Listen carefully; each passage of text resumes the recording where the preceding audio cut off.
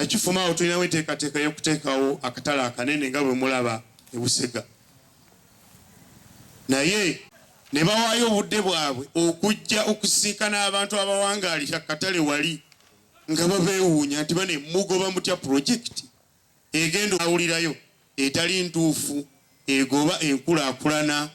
Omukadde ne tuyingira mu guno omutya era katusuubire tugenda kubeera balamu era kubeere akiikirira Nakanyonyi waati. Waliwo ne munnange omusajja bwe tukiika naye no olwa security oba olw'ebyokwerinda lutukwatako nnyo ekitundu kino.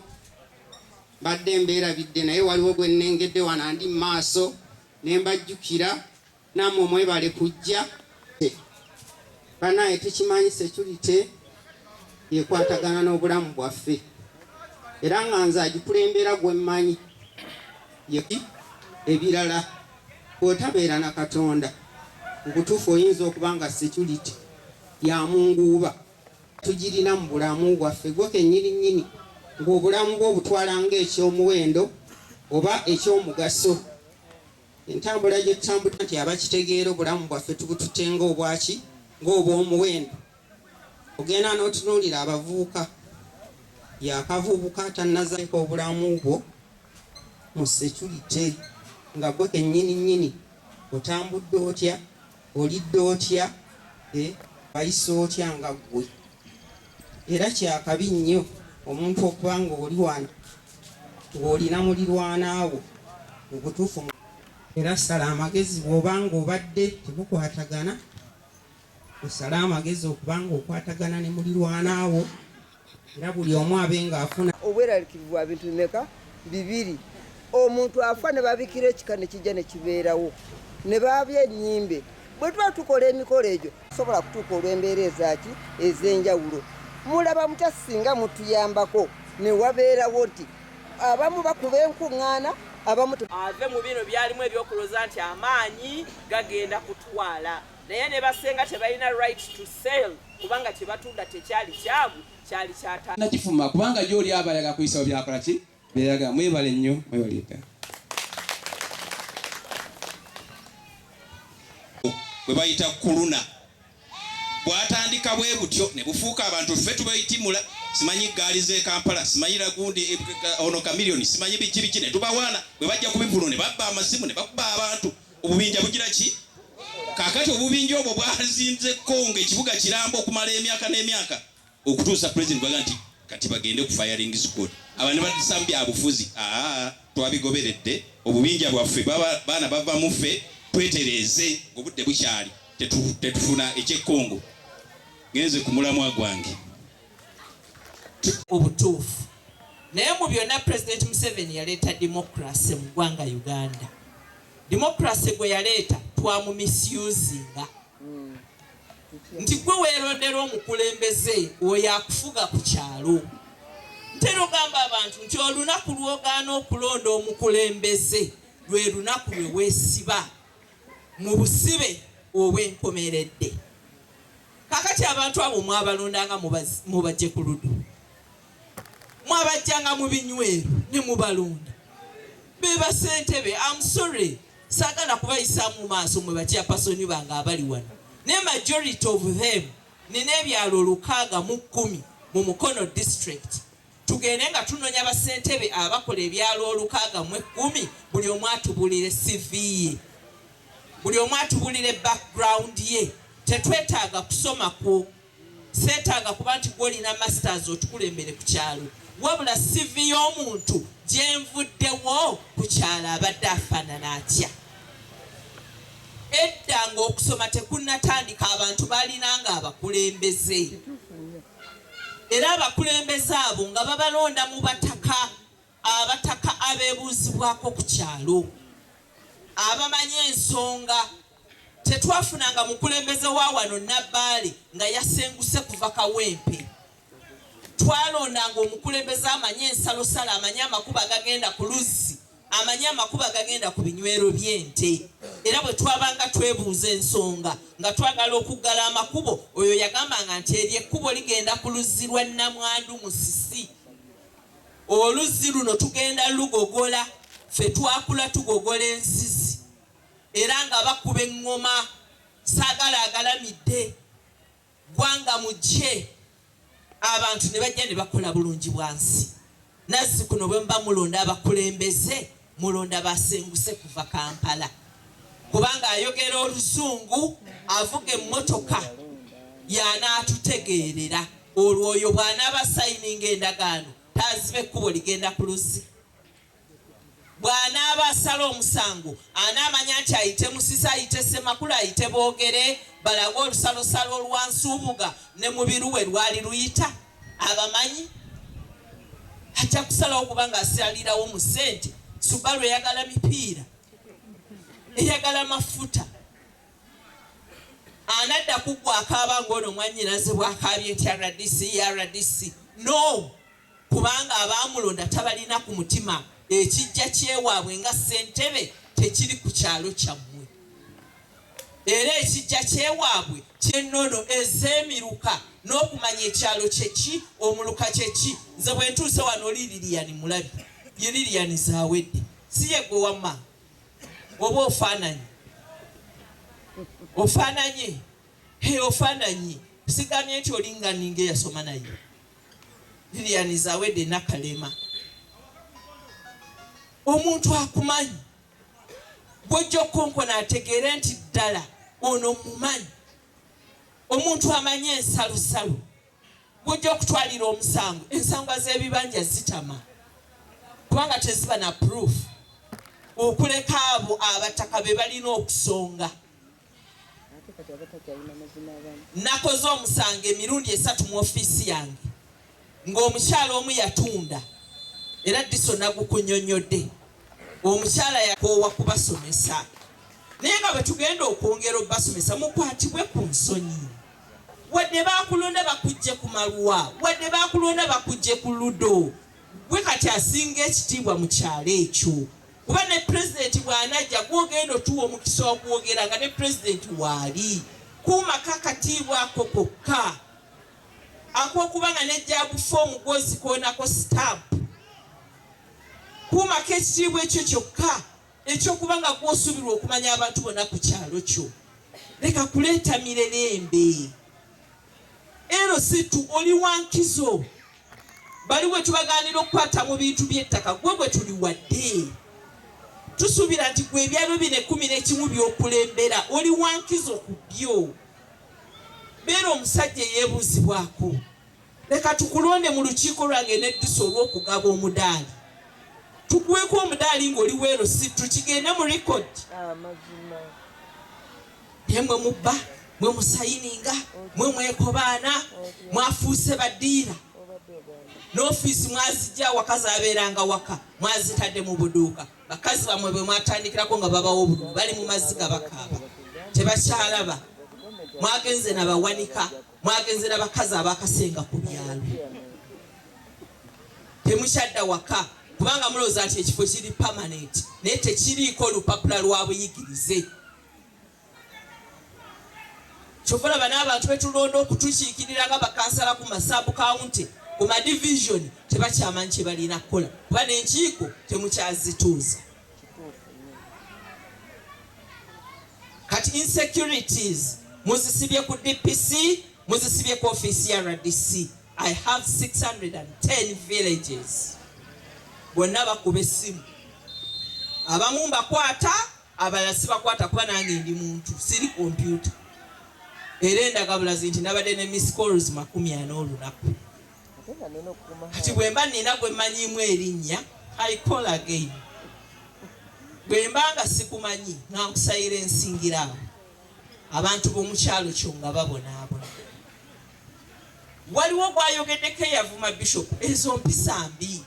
Ekyo kiraba mwekinya mwekka, buli lwe mutwala emisango gyammwe ku poliisi mugaggawaza ba IOs. Kyova olaba oli agambye nti ekitongole ekya investigation tekikola ku poliisi, Namala, can I say yes? Kubanga abantu chebagana. Kubanga IO investigator. CID investigator. Ani alina okunoonyereza nga tannasiba basawo bakinnansi. CID. Lwaki abantu bano babasiba? Kubanga ayagala kulandi desk. Lwaki emisango gyetooloola omukyala ne bamuteekanga manju enkya n'eggulo kubanga IO money minded. So ebyo byonna bimalamu abantu amaanyi. Abantu ne beetamwa. Kyobola bojja kwesanga nga division yaffe eridinga mu mob justice. Kubanga justice delayed is justice denied. Abantu ne basalawo ne bagenda mu kkooti y'abantu ne beekolera kye bakola ki. Ekyo si kye twetaaga. Tugenda kusigala nga twongera okuba enkiiko zino. Nali nabawa deputy wange Segawa nga yatwala Nakifuma. Nga ndowooza nti engeri gyali omuvubuka omuto ajja kusobola okudduka sub counties omusanvu ebintu bikolebwe. Omuntu yenna akola mu mateeka teyeekweka.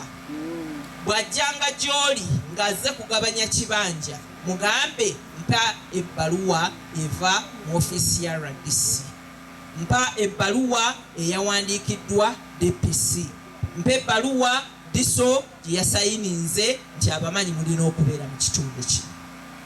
Tukola nabyo kubanga yonna eri office of the president. Bwe simu yange gifune eri 0758 leka kuwumba mikono gwete. Nakifuma Naggalama Town Council neyawaayo oba ssentebe w'Erusisiri. Olunaku lwaleero tubadde ne meeting eno ne abakulira security mu district. Madamu Aladisa abaddewo ne Diso Giso nze DPC fenna tubaddewo abakulira security mu kitundu ne bachairpersons ab'Erusizi Erusi1 Erusi2 abantu bonna twabayise. Tulina ebizibu bingi mu kitundu omuli obubbi obw'enjawulo. Mulimu obubbi bw'ebisolo n'obubbi bw'ettaka obukudde ejjembe mu kitundu. Tubadde n'okusoomoozebwa emabegako awo ng'ababbi b'ettaka baafuuka baana baliwo nga basibuka awo mu Kalagi n'okudda mu bitundu ebirala. Naye tulwanye nnyo mu mbeera eyo okulaba ng'ekakkanako n'okulaba nga grade zikendeera mu kitundu. Naye ate ne tujja tufuna ekizibu ekirala ng'ate kiva mu baana baffe oba mu baganda baffe ab'omu kitundu.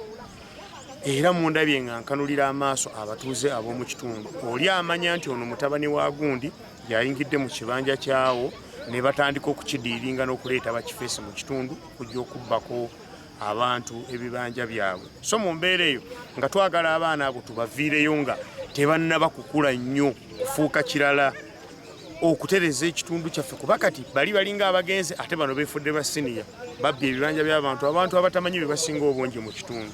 Awamu n'okubatiisatiisa obutiisatiisa olinakkiriza buli kimu ne kimutuukako n'osanga ng'omuntu yalina ekibanja ekinene ali ku kabalaza balamulekeddewo kijja.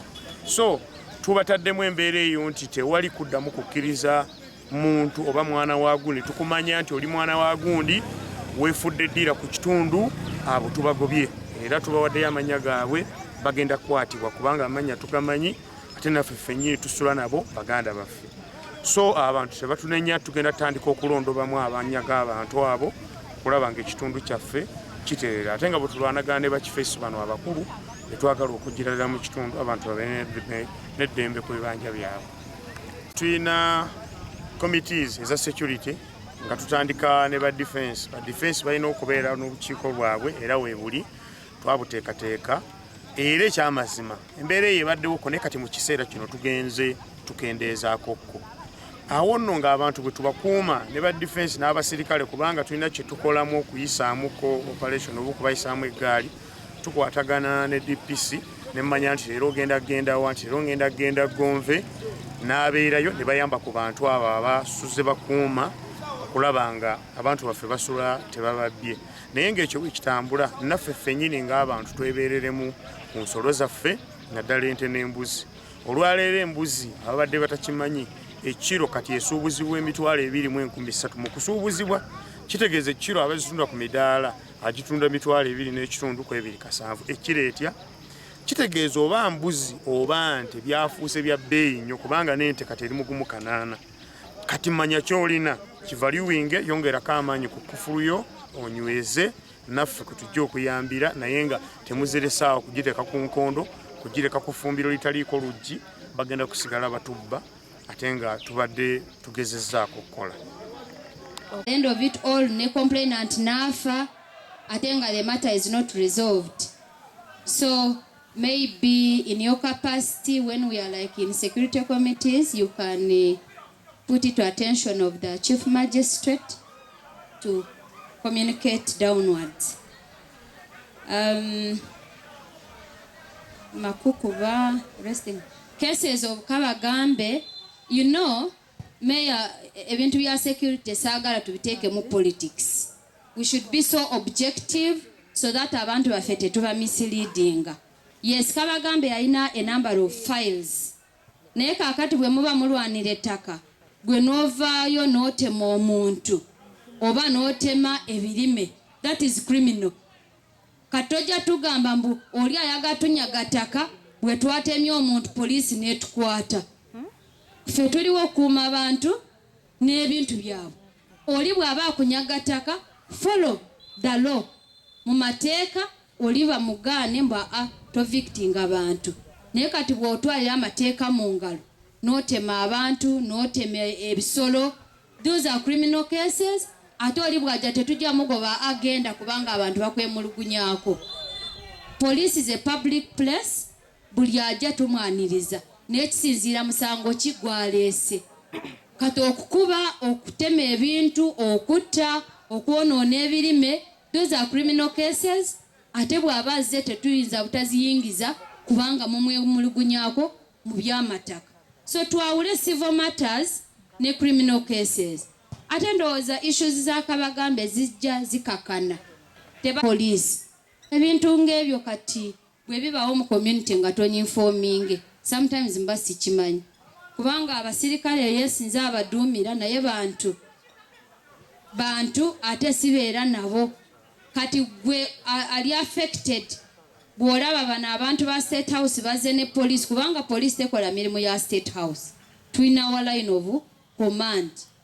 Kati bw'obalaba omusirikale ng'ogamba DPC waliwo omusirikale bw'ati ne bw'ati aze n'abantu ba State House bali mu kupima kibanja. Okupima bibanja is not our work.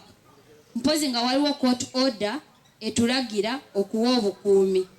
Naye bali bwe baba bakola ebintu byabwe tetulina byenyigiramu. So bw'oba olabye abantu abo nga bazze n'abasirikale, sometimes bayinza okujja ne poliisi naye nga si yeenagalamu. Naye lwakuba olabye poliisi ng'ogamba olaba poliisi. So tuba tulina okuverify nga poliisi gye bajja nayo baagijjawa. Yaffe yanagalama ate bali bazze kukola ki. Naye ebintu ng'ebyo tulina okucoordinatinga kubanga equally in charge security ne tumalawo obutabanguko mu bitundu. Madam RDC, they raised an issue of bafuuka nga babulooka nabo. Kubanga ba agency baabwe balandi bulooka. Oli ajja n'amugamba wano waliwo akalimu. By the time you know, State House ewandiise ebbaluwa. Bajja mu community, sometimes they don't even report in my office. Naye kati bwe bagamba State House yatuwandikidde ng'angamba mugende wa RDC kubanga nze mu line yange si ya State House. So ndowooza Madam RDC ajja kirectifyingako. Naye era n'ekirala oli bw'akugamba ndi wa State House mufune enamba ya Madam RDC omukubireko. Omuntu bw'ati ne bw'ati yeyita kubanga abeeyita ekyebatali bangi. Oli ayinza okufuna ekibbaluwa kino ekyokuba n'agamba ndi wa State House kumbe muyaayi mufere. So nga tonabagamba tudiringa ne State House soko okubireko Madam RDC verifying kituufu omuntu oyo yavudde mu State House. Kubanga tulinamu naye kawukuumi jase yagala kutanishinga erinnya lya gavumenti bw'agamba State House bagamba olaba State House yetubbira amataka yeewagira ababbi b'amataka. Naye sometimes nga abantu abovunaanizibwa b'omu State House tebamanyi na kumanya. So communicating is very important. Ebbala z'enteeza ntegeeza fact finding mission. Munoonyereze ku bintu bino. Naye nnyabo njagala okutegeeza n'obwombeefu bungi nti ebbaluwa ez'owandiikira beero si tto bazifudde judgment nti obadde buyinza kugabanya ttaka. Etteeka lya 2 lyaleeta lyawa kkooti y'Erusittu obuyinza naye nga ku ttaka tesusa miliyoni mmeka 2. Wetwogerera wano ebyasijja byogerako wa DPC omanyi bulungi nina omusajja wange ali ku kkooti bamukwatira awo. Erusittu esazeewo ebya kkooti sijja byogerako. Omulala kuli Nakoje era ngu developinga. Tuli fena Erusittu n'atuula ku ttaka ly'ekkanisa nga kuliko ekkanisa ya bukadde 6 yimini n'alamula. Erusittu akyasinze okututawaanya wano mu erya Yosefu Chairperson namugogambako wegonve makukuba omwami Joseph Semakula simanyi oba waali wano. Oyo Joseph Semakula land dealer, if possible you could arrest him senga waali wano nezija muwako obujulizi. Oyo land dealer yennyini ebyo byonna byowulira ebyakabagambe byandi is a man behind. Jajja okulabinga ettaka lina paali ne bampita Bishop nzankubira taliiko nti obalwa Sunday bano abawule bannange babeera mu misa ne bankubira kati akubidde nga ni mu bbombo n'enzija ntuuka wali nga bamaze n'okusimba empanyi. Ssaawa 6 ogw'ekiro omusirikale aliwo akuuma ekifo nga nkubira Reverend baaba nate bazze bagenda ne mugamba kuba okumanya omwami oli mukalu gwe yaleeta bamuyita Anis Kigonya Nsubuga Mukalagi RDC ekibondo ky'ettaka ekyababbi kiri Mukalagi. Omusajja oyo yakwatibwa nsonyi n'awalira abasirikale abawule bano enkeera abaleeta ku poliisi nevuga nezija temujja kwogera kigambo kyonna. Afande DPC kankulu omusirikale yaliwo omwami n'ayinya nakati wagambye bakube ogiza okujja kubba ettaka ly'omuntu bakutera ebimuli kabe Erusittu wano atwala Naggalama ne bakuleetedde emivu ate leero oli ebbaluwa zo nze tuyizira mu fayiro nga 10. Omukyala abamanyi ku kyagalanyawo ani ate amanya mwami Mutebi yali awo naye omwana mujja na nnyina wano ku kyagalanyi kwa 24 omwana mujja na nnyina Chairperson ngeno oloogerezaawo yeegase ne kyamaani waawo batunze ettaka ku baana bannannyini waka ate bo bajja okukwata. Tuli fena n'olukyala DC kino kigwa mu buyinza bwo sensitization. Bano bakama baffe Erusittu simanyi naye nteeka weeriri sobola otusomesa obulungi netegera obuyinza bwaffe tutulanga we tutudde ntugamba tyoka tumugjewo bannanga aliema kukuba wano Mukama abeerena. Ekikyagiremeseza kitono nnyo. Nze mbadde nsaba Madam DPC tuddeyo ku nkola emabega. Tuyinamu enkola gye twakolanga emabega eyamalangawo obumenyi bw'amateeka. Kubanga lwaki ngamba bwe nti ababba kati ebisolo baana ba ku kyalo baana bazaalibwa okwo ate baana bato be basumulula abakulu balinda eri. Kubanga ebyo mbitunuuliddeko mu kitundu wendi okumala ebbanga. Naye ki nti tuddeyo ku nkola etategeeza chairman nti olwaleero mu kitundu kyo mulimu ekikwekwe. Kubanga waliwo connection y'amaanyi. Ekintu ekyo bwe tunaddayo ne tutambula nakyo tujja kuwangula. Lwaki? Nti edda waliwo n'enkola bafunanga omuntu atambula n'aba